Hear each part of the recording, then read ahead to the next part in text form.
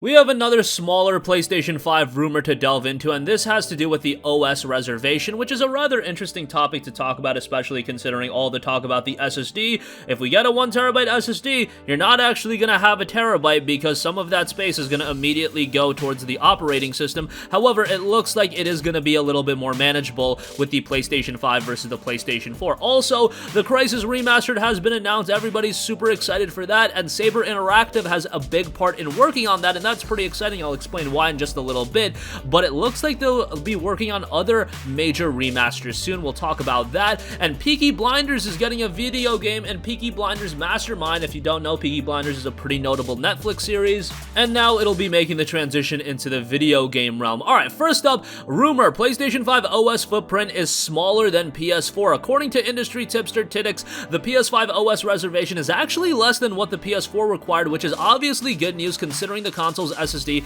clocks in at around 825 gigabytes of usable space. Every console requires a pre-designated amount of space for the OS as noted by PSU to function, hence why you'll never get a hard drive with the full amount of space free. If, for example, if you bought a 500 gigabyte PS4 at launch, you might have noticed you don't actually have 500 gigabytes. Tittix, however, noted on Twitter, PS5 OS reservation is actually smaller than PS4. This is due to 2 I/O coprocessors and on-chip RAM. Obviously, that's a good thing, given that I imagine that PlayStation 5 game file sizes are going to be relatively big, and even with 825 gigabytes of usable storage space, that is going to make it relatively limiting if you're the kind of guy that's buying a lot of games, especially given the fact now I would imagine that you're going to be able to carry over all of your PlayStation 4 games, and if you're trying to download your PlayStation 4 games, which we know are going to be relatively big in file size, I mean, we've already had the file sizes for that. I don't know if they can limit that a little bit with PS5 releases. Whatever the case may be, you're talking about your entire library of PS4 games. You'll probably want to have that on the SSD, and then you're talking about the PS5 games that you're going to be buying as well. You're going to want every little drop of gigabyte that you can get on that console because it is going to fill up really, really quickly. Personally speaking, I have a 1TB PS4, and even then, I filled that up really quickly, and I had to get an external hard drive so I could increase the storage space, and that helps out a ton. In this case, we do have a specialized SSD inside the PlayStation 5, so that's a rather interesting talking point. So the expansion options, we still don't know what they're going to be. We don't know if Sony's going to release their own. That is something to be determined. So the fact of the matter is, the fact that there is going to be a smaller operating system is going to make it a lot more advantageous for those of us that probably just want to stick with the PS5 SSD itself and not spend more money on other things, other external storage options, especially because with the PS4 it was easy to get an external hard drive. I don't know what the case is going to be with the PS5. And if we're talking about Sony just supporting a proprietary expansion card or something like that, well, that's probably going to be pretty pricey given the fact we've seen those PS Vita memory card prices, and I don't really want to be dealing with that anytime soon. So 825 gigabytes, give me that, let me utilize that to the fullest, and hopefully I can make that work. I can delete, reinstall games, and hopefully that'll be absolutely fine. Alright, moving on from that, Crysis Remastered has just been announced, and a lot of you guys are super excited for that, as am I. Crysis was a fantastic game, released on PC, and yes, it was released on the PlayStation 3 and Xbox 360, although that is probably not the version of the game I would recommend you to play. This remastered version is a lot more than your typical remaster. They're really giving it an overhaul with a lot of new features visually.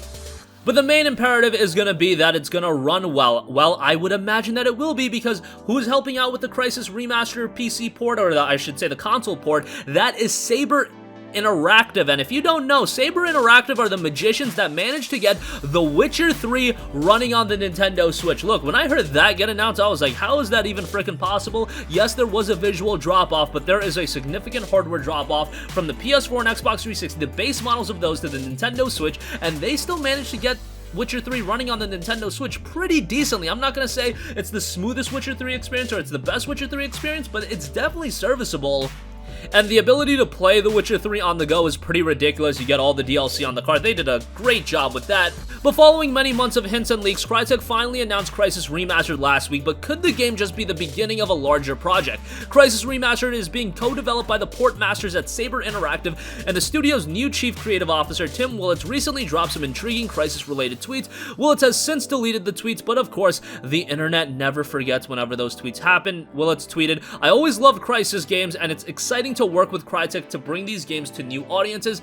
A follow-up tweet noted, "We will be talking about the remasters more soon. I'm glad people are excited." Hey, if they can get Saber Interactive on board to do more remasters, I think that's something really cool to see. Kind of reminds me a lot of Bluepoint Games. Bluepoint Games don't create a lot of original titles, however, they are essential in remastering games, remaking games. I mean, you look at SOTC, you look at some of the remasters they've helped out with, those have turned out really, really well. If you don't know, Crysis Remastered will feature the original game's single-player campaign alongside high-quality textures in HD texture pack, improved art assets, temporal anti-aliasing, SSDO, SVOGI, state-of-the-art depth of fields, new light settings, motion blur, parallax occlusion mapping, and particle effects where they are applicable. Further additions like volumetric fog and shafts of light, software-based ray tracing, and screen space reflections deliver a major visual upgrade to this classic FPS experience.